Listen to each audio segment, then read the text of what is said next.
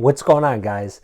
This video, I'd say it might not be for everybody, but if you're in this situation, if you don't get your stuff together now, you might never get yourself together. And it's okay if you're a mess right now. I'll tell you a quick story. Is when I was probably the warning, like the person that people said, don't be like Paul. Paul's screwing off, and that was well into my 20s. And I was 27 at the time. I'm 44 now, but I was 27 at the time, and my girlfriend at the time, who's now my wife, well, she calls me up one day, and I remember like it was yesterday. She said, "Paul, guess what? I just took a test." And then when she said that, I knew exactly what she was talking about. And she said, "I'm pregnant," right? And I don't even remember what went through my mind at the time. I mean, I remember the phone call. I remember where I was at. I remember, I was in the car. It was that night. And everything after that is a blur. And the worst thing is that I was deeply in debt. I had no money. I had a business, but I wasn't working hard in my business. I was just screwing off all the time. I was making a little bit of money, but I mean, when I'm telling you I was making a little bit of money, I mean, literally I was making a little bit of money, and I was working a job at the time too. And to give you a perspective, because I sat down and did, ran some numbers on my finances at the time, and I called up a buddy of mine who was good with his money, because I wasn't good with my money at all. And I said to him, I forgot exactly what the number was. It was like, I do remember what the number was. My expenses were $600 a week, and my income was $400 a week. And I was like, what do I do? And he's like, you better make more money. That's what he told me. I'm like, yeah, you're probably right, But, I was like, I don't know what to do. I thought, I kind of had no plans. I always thought, okay, well, I'll get married, I'll have kids, sometime in the future. Now, in hindsight, I don't know what I was thinking that future was, because I was already 27 at the time. I mean, I was not a little kid. It wasn't like I was 17 years old. I was well into adulthood, and I was still screwing off all the time, just not taking things seriously, just, not working hard, not saving any money, doing nothing. I was just wasting a lot of time. And it was about that time where I said, okay, I got to get myself together. Now, here's the thing. I had no idea what to do. I had no idea. I had no idea what I was going to do, how I was going to do it, but I knew I had to do it. And if you're in the same situation like that, here's the thing. There's like an old saying, or I've heard it before, where people who read parenting books about how to be a good parent, and it's like, well, am I going to be a good parent? And the answer is, if you're reading those books and you're researching, that kind of tells you you're probably going to be a pretty good parent. So I didn't know what to do, but I knew I was going to do something. I had to figure it out, because up until that point, I've had, from about the time I was 16, 17 till I was 28, I was probably a schmuck, but I wasn't complete. Like, I've had moments where I did good. The problem is I never did anything long term, or I never did anything consistently. And I would say, and I'll tell you the rest of the story, but I would say, one of the big things, probably the biggest difference for me was the consistency, because it's with anything. If you work out, once a week, you can imagine the result you get. Imagine someone who works out 3 times a week. You can kind of picture the result they're going to get after 6 months or a year, compared to a person who works out, 5, 6, 7 days a week, or works out with the trainer, works out with a plan, lifts heavy weights, whatever it is. You get an idea of of the result. So, for example, I went from, working a couple days a week, screwing off all night, to working every day. All of a sudden I was living in a house that was not conducive to having a girlfriend and a kid in it. So, right away I went to work, fixing up that house. At the time, in the furniture that I had in my house at the time, in one of my friends, he still jokes with me about it. I actually had lawn furniture in my living room. That was my furniture. That was someone came over. I had like, no joke, lawn furniture in my living room. That was my furniture, and a TV. And so I had to get off my tail and get off my duff and, and start fixing up the house, get some real furniture in it. And I started just working every day, and I didn't know what to do. I was running a business, and I had a little bit of success in my business, but like I said, nothing. I mean, literally hundreds of dollars a week. I mean, I was not making any real money, but I'm like, okay, but I made a little bit of money. Like it worked. So I'm like, okay, well, what if I just put more time into it? What if I make more effort? What if I, make more sales calls? Will it work? And I always had wondered that. I always thought in the back of my mind, hey, if I work a little bit harder, could I make more money? But then it was like, but I'm going to, run off and, go to the bar with my friends. I'm going to, stay up all night and, have friends over and, smoke cigarettes and drink beer or whatever, and just waste time. I wasn't serious about anything. And, so when I started I figured I couldn't get the answer from anyone else. There was no one I could talk to, like who built a business or started from, little and built up something. So I'm like, well, if I want the answer, I'm going to have to figure out the answer myself, and I'll have to be the answer. Like I'll ask the question, but I'm going to have to be the one to answer it. So I'm like, well, and I actually thought about this at the time. I'm like, well, maybe 20 years down the line or, 30 years down the line, that maybe I can give that answer to someone else who's looking for it, because I didn't have anyone to ask. I didn't have anyone to talk to about it. And so I just started busting my tail. I just started, probably a lot of the stuff I did too was not a waste. That's not the word I'm looking for, but it didn't contribute to anything. Like it was because I was learning it as I was going.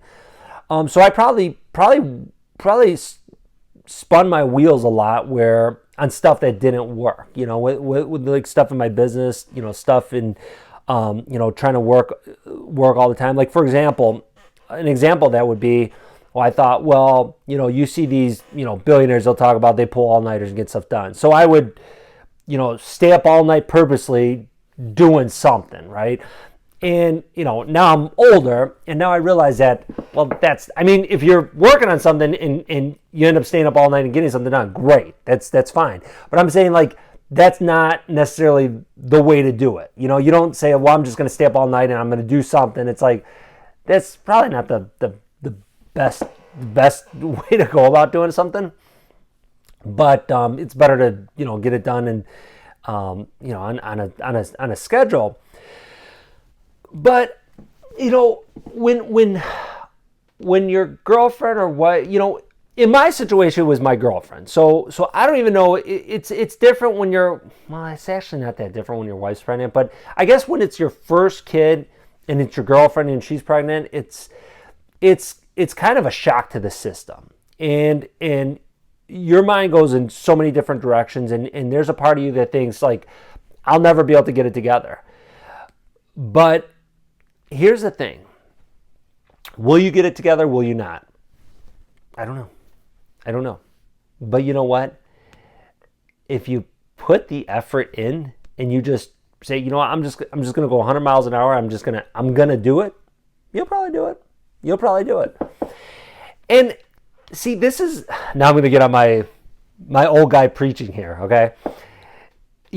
I feel like we're in a generation. I know older generation says this about the younger generation, but I think that now with our current climate of when you factor in what we hear on the news and the media, from politicians, and also the toxic social media, I think that people don't want to work hard, or they get the impression that you don't have to work hard, or that other people are not working hard, and that's a different topic too, and that's something else that we'll dive deeper into on a different video. But there's this thing of I feel like people are afraid to work hard now, and what I tell my kids all the time, because my oldest now is 16, almost 17, and I've got 4 kids, and I tell my kids all the time, I say, if you only chose one thing to do in your life, like if you only chose one quality, that quality would have to be to work hard. Just be a dog worker. Just work hard. No matter what you do, whatever it is, work hard. Okay. Now, if you can add on other things, that's even better. If you can add on education to it, you educate yourself. Well, you move yourself a couple steps ahead.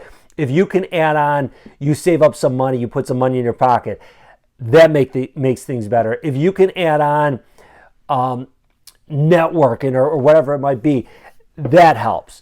But if you only focus on one thing, just become a hard worker. When my girlfriend at the time, like I said, she's my wife now, when she was pregnant, one of the books I stumbled upon is a book called The Operator. And it's about David Geffen, and you may or may not know him. He's a billionaire. He's probably like 70 years old now. He was a record producer. He was a record label owner in the 70s, and then he went in to run like a movie. He ran God, I'm slipping my mind. SKG with Katzenberg and Spielberg. DreamWorks. Was not DreamWorks? Was it DreamWorks? SKG. Yeah, was it DreamWorks? Anyways, but he was a billionaire way before they did SKG. But I read this book about him. And I remember, it's funny because I remember taking this book with me to her. I would go with her to her doctor appointments, all the baby checkups and all that while she's pregnant. And I took this book along with me, and I'd highlight things in it, wrote notes in it. And the one of the big things I got from this book is what a hard worker he was. Now, if you know David Geffen, there's people who love him, who hate him. He's a person that he probably doesn't have the best reputation. I mean, when he was in, we're not going to make this about him. I'm not going to go deep into him, but a lot of people that had to deal with him didn't like him because he wasn't a nice person. Let's put it that way. But he was ultra successful, and everything he did was successful. But one of the things he did is he was just a dogged worker. Like, he would work all the time, and he'd get up in the morning, he'd work, and he'd finish working, he'd work at night. And now he didn't have any kids, he didn't have a wife or anything like that. So he didn't have any distractions throughout his life. Now, I used to think like, well, maybe that was how people succeed. They don't have the distractions, but that's not true, because most billionaires, most successful people have wife and kids, and a lot of them have multiple wives, multiple kids with different women. But the thing is this, and I find, at least in my experience now getting older, it seems like the more money people make, the more kids they have. So what you might be thinking right now, if your girlfriend's pregnant, you're thinking, like, okay, I'm now going to have all these distractions. But the thing is, actually, that helps focus you. That's the upside of that. That will focus you. You have no idea how that will focus you. It will get you on the right track if you want to get on the right track, because all of a sudden you don't have excuses. Like you don't have that crutch. You can't say, well, you know what, I don't have to, work. I don't have to show up to work today. I don't have to do some extra work tonight. Guess what? You got to do it. And there's going to be a lot of days you're not going to feel like you're doing it. You're not going to feel like it, but you're going to do it anyways. And you're going to push through it. I mean, my business, I'm always on the phone. And when there's been times where, you have this killer sore throat and you lose your voice, and I can't take off any days. Like I haven't taken off a weekday, I mean, obviously holidays and stuff, but I mean, like a regular work day in 17 years, I haven't taken a day off. So on days where it's like I'm not feeling good or something, well, since taking off is not an option, hot tea and honey and drinking that and, getting my voice right, because it's like you're pushing through. But what happens is when you're pushing through every single day, well, all of a sudden good things start to happen. Now it's not, I can tell you this, for me, it was not just a uphill, journey all the way. Not even remotely. I tell you story after story after story. It was very difficult, but when you're focused every single day, that's the game changer. That's whatever point you are in your life, that's what could do it for you. Is just being focused and doing it every single day. I went to a seminar years back. I was 22 and I went to the seminar that I couldn't even afford, and it was by a marketer who was a legit marketer, not some BS thing. It was a real legit guy who he consulted with a lot of big companies and stuff. And I took out, when I say take out a loan, I went on a payment plan to pay him so I can go, right? And it was way more than I could afford, but I went anyways. And actually now that's a whole other story too. That's actually a pretty funny story, but I'll tell it a different day.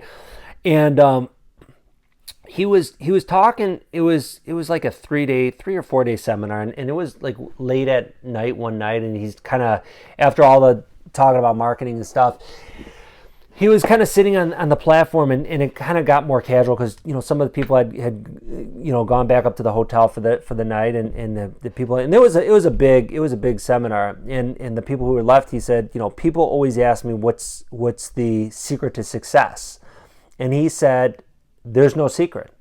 He said the secret is you do it every day.